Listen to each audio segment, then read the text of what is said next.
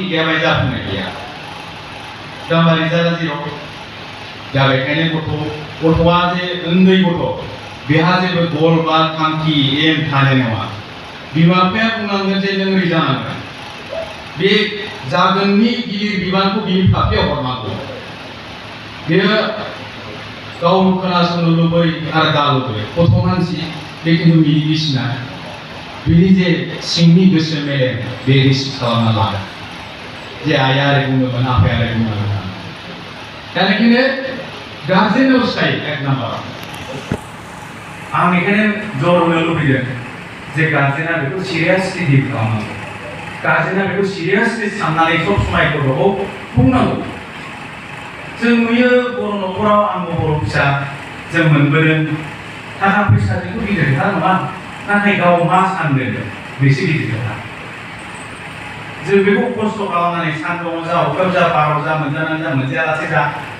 बेखौ जों जेब्लायबो गोसो सिङाव फिसिनानै लानांगौ नों मा जानो लुबैदों गथ' आरो बेखौनो गथ'खौ बुंनांगोन जों गथ'खौ बुङो जे ओरै जानांगोन ओरै जानांगोन नाथाय नङा गुबै ओरै बुङा मा बुङो फाग्ला जग्ला सोरांबानो गिलु बालु सुनि बानि माबा माबि हेन टेन बुंनानै रायनोसै आरो बुंबावदो गथ'आ एसे बोरैबा रागा जोंसै गथ'आ लासैनो रागा जोंसै दिनै एसे गाबोन एसे रागा जोंनानै बियो चिबुरिया जालांसै नै दिनै मुख'नांगौ गाबोन मुख'नांगौ बिमा बिफायाथ' बयबो जोबनो हानाय दिनैनि बाजार जिबायदि दाम मबाइल गंसेनि दामा 5,000 नङा होमबा 10 मन माइ फाननांगोन बियो 500 थाखा गयबाबो 10 मन माइ फानोबा माखौ जानो 5,000नि मबाइल बायोबा नङा होमबा आरो बाहाय बे मबाइल 5,000 बायनायनि बेखौ फोथांनायनि बिसास सोनांगोन स्कुटि बायनायनि जेनेबा 1 लाखनि बे थाव सोनांगोन बायदि बायदि खरसा दा दिनैनि तारिखाव इजि नङा नाथाय बेखौ इजि खालामनानै लानांगोन माब्रै मबाइलखौ नों बायबायानो जाबाय दाम खमनि बायनांगोन नङा होमबा जेराव इन्टारनेट सोनो हाया बेफोरबायदि आरो मेनेज खालामनांगोन थारमाने दा बिमा बिफाया मोजां राव सोदोब बाहायनांगोन मोजां राव सोदोबजोंनो गासिबो जाजोबगोन बुङो बिमा बिफाया भगबान गथ'नि बे भगबाननि दायित्वखौ लानानै बिमा बिफाया गथ'खौ मोजां खालामनो जेब्लायबो सिन्था खालामनांगोन नोंनि दिना थांबाय आंनि दिना थांबाय नाथाय गथ'नि दिनखौ नों मोजां लाबोनो थाखाय सहायनायजों मेनेज खालामनांगोन आरो मेनेज खालामनायनि गेजेरजों गथ'खौ मोजां लाइनाव लाबोनांगोन दा बेखायनो आं खावलायनो लुबैयो जोंनि खोथाया गोदै जानांगोन जोंनि खोथाया मोजां जानांगोन जोंनि खोथाया रायनाय जानाय नङा बेखौ फिदिंनानै बुजायनाय जानांगोन बा अननाय जानांगोन जेराव नोङो रायनो लुबैदोंमोन बाहाय नों अननो लुबैदों जेराव रागा जोंनो लुबैदोंमोन बाहाय नोङो बे अननायखौ लाबोनांगोन जेराव थाखा गैया फैसा गैया गथ'नि बिनायखौ जों दिनैनि तारिखाव होनो हाया नाथाय अननायखौ जों होनो हायो जेब्लायबो आरो बेनो देरसिन जोंनि आखायाव दा हाथियार बेखायनो अननानै गथ'खौ नों मा जानो लुबैदों आं मा खालामनो लुबैदों मिलायनानै थांखिखौ फसायनानै दा गार्जेनफोरा 1 नाम्बाराव थाबाय दिनै गथ'फ्रा सानदों हाब बिमा बिफाखौल' बुंबायलै होननानै नाथाय बिमा बिफाखौल' बुंनानै गथ'खौ बुङा लासै नङा जोंनावबो बिबान थायो फरायसुला फरायसुलि बिथांमोनावबो जेरखम बिबान जिहेतु जों कच फुटबल गेलेनायनि कचआथ' फोरोंनाय ओरै खारनांगौ ओरै बारनांगौ होननानै नाथाय गेलेग्राया नोंसोर खारनांगोन बारनांगोन नङा होमबा लासै खारबा देरहानाय नङा गोबारै खारनांगोन नङा होमबा बेहाय जि फरायनाय बे फरायनायनि खामानिखौ नोंसोर मावनांगोन जि खायदा कौशल बाहायनानै बुद्धि बाहायनानै नोङो फरायनानै लिरनानै मोजां पास खालामनो बेखौ नों बाहायनांगोन दा फरायसाफ्रा गिलु बालु फरायनांगोन दिनैनि तारिखावथ' गथ'फ्रा बिराद खम फरायो नुनायाव खारन गथ'फोरनि सायाव दा एसे नोजोर बोदों बयबो जायफोरनाखि मबाइल गेलेनानैनो दिन थाङो नङा होमबा मबाइल गेलेनानैनो बेना थायो गेम गेलेनायाव आरो गेमा ओरैबायदि बे जोबा गोदान गोबां थायो दा बाहायनो बेस्थ' थायोबा फरायनो हाया आरो गावखौ सानगोन आं बिराद मबाइल गेमफोराव पास गेलेनो हायोबा बेबायदि जानाय नङा टेबोलाव जिरायनांगोन गथ'आ फरायनांगोन गथ'आ लिरनांगोन गथ'आ आरो गोरा गोरा जे आयदा कौशलखौ गुरै खालामनानै लानांगोन गोरा गोरा जे मेथ्स गोरा गोरा जे साइन्सनि खोथा बाथ्रा बेफोरखौ गुरै खालामनानै लानांगोन जोंना मा गथ'फ्रा सानो स्टुडेन्टफ्रा गोरा खालि फरायबाबो बुजिया नै बिदि होननानै जुदि दोनोबा जानाय नङा सानफ्रामबो गोरा होननानै बे इंलिसखौल' फराया सानफ्रामबो मेथ्स बेखौ गोरा होननानै बानाया बिदिबाथ' जानाय नङा जेखौ गोरा बेखौ गुरै खालामनांगोन जेखौ गोरलै बेखौ साबसिन खालामनांगोन मिथिबाय दानि गेदेर फरायसाफ्रा जेब्लायबो हरदम फरायनांगोन बेहायनो थानांगोन नांगौबा साननै दाजा सानफ्रामबो फराय नांगौबा सानफ्रामबो दाजा सानफ्रामबो फराय नों ओंखाम मोनजायैनि गाबनो मोना मानो माखौ मोनाब्ला गाब मोनो फरायाबासो नों फरायनाय जायाखिसै होननानै गाबनांगोन नाथाय ओंखाम बोथिनै मोनजाबाबो नों गाबनो मोना खारन आसल खामानिया जोंना फरायनायसो ना फरायसाफोरना दा फरायसाफोरनि खामानिया फरायनाय गोलोबबाल फरायनाय एसे एनैल' नायनानै जोंना दा मा जाखो मिथिबाय मोनसे आबहावा सोमजियो फरायनो टेबोलावनो जिरायनो हाया दा स्कुल बा लेखा बिद्यालय जाहैथ' फरायनाय फोरोंनायानो जायो बे रेसिडेन्सियेल स्कुल नालाय दा न'फ्राव जाय फरायसाफ्रा थायो बे फरायसाफ्रा फरायनो टेबोलावनो जिरायनो हानो नागिरा ओरैबायदि परिबेस नङा होमबा सानफ्रामबो गोदान नै मबाइलाव नै माबा सिनेमानो नै माने स्कुटि मटरसाइकेल थाबाय बेरायहैबाय खालि फेसनल'सै शाहरुख खाना जेरैबायदि आराम बेरायो शाहरुख खाना जेरैबायदि आराम देलायो नङा होमबा जेरैहाय एक्ट्रेसफ्रा देलायो बेफोरबायदि देलायनानै आराम थानो लुबैसै मा जाबा मोजां जायो मा गानबा मोजां नुयो नङा होमबा माबायदि खानायखौ सिनबा मोजां नुयो बेफोरबायदिल'सै नाथाय बे शाहरुख खान बा बे एक्ट्रेसफोर एक्टरफोर बिसोरबो सिलायफोर मालाय बिराद खस्थ' खालामो जों नुनायावल' स्लिम नङा होमबा मोनफा सिनखौनो बिसोरो साननै हरनै गाहाम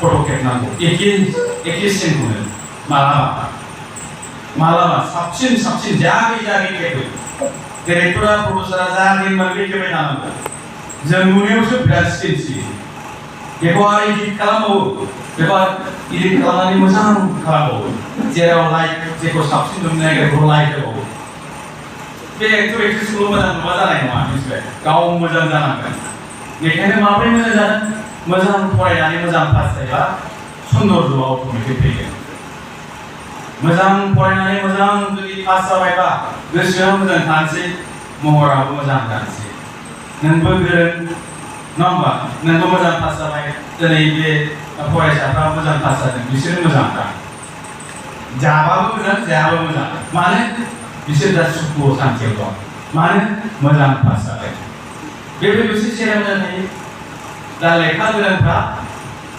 गियान गोनां जायो नालाय आरो गियान थाबा मोजां जायो चेहराफ्रा सुन्दर जायो आयना खान्जं नायबानो सुन्दर जाया नङा होमबा देलायबानो सुन्दर जाया गावनि जे रोंनाय गियान नलेज आरो उइजडम बुद्धि गियान आरो बुद्धि बे जेला मोननैबो थागोन गियानखौ जेला बाहायगोन बे बुद्धि नङा होमबा गियानखौ जेला बाहायगोन बे बुद्धि गियानल' थानानै बुद्धि गैयाबा जाया जेरै सापस हमना लादो आं बुंनो नागिरनाय नलेज एन्ड उइजडम गियान थाबानो जाया बेहाय बुद्धि थादेरनांगोन उइजडम थानांगोन सापस हमना लादो आं नोंनो सिगुन दंफांखौ थसे हरबाय बेखौ मा खालामो नै बेबायदि फुराना डिजाइननि टेबोल बानायबाय बेखौ रावबो बायाखिसै